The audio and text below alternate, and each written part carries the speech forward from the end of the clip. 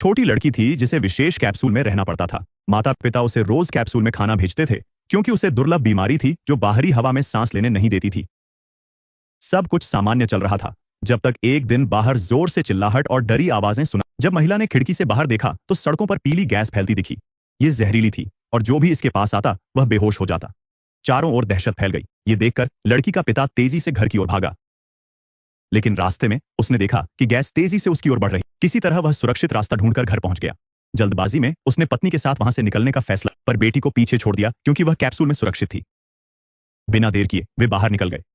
जैसे ही वे बाहर आए उन्होंने देखा कि गैस ऊपर उठ रही, इसलिए वे ऊंची मंजिलों की ओर भागने लगे। स्थिति समझने के लिए वे बालकनी पर गए और नीचे का भयानक दृश्य देखकर स्तब्ध रह गए।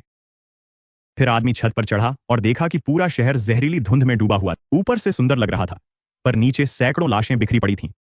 लड़की की मां लगातार अपनी बेटी की देखभाल कर रही थी और हालात समझने की। तभी उन्हें पता चला कि कैप्सूल की बैटरी जल्द ही खत्म हो जाएगी। आदमी ने तय किया कि वह नीचे जाकर बैटरी बदल देगा, पर इसमें 10 मिनट से ज्यादा लगेंगे और वह बिना सांस लिए इतना समय जहरीली हवा में नहीं। तभी उसे याद आया कि नीचे वाले बूढ़े के पास हमेशा एक ऑक्सीजन सिलेंडर रहता था। बेटी को बचाने के लिए उसने जोखिम उठाया और पाइप के सहारे नीचे उतरा। जहरीली हवा की ओर बढ़ते हुए उसने गहरी सांस ली और तेजी से उस मंजिल पर पहुंचा। उसने खिड़की तोड़ी और बूढ़े के घर में घुस गया।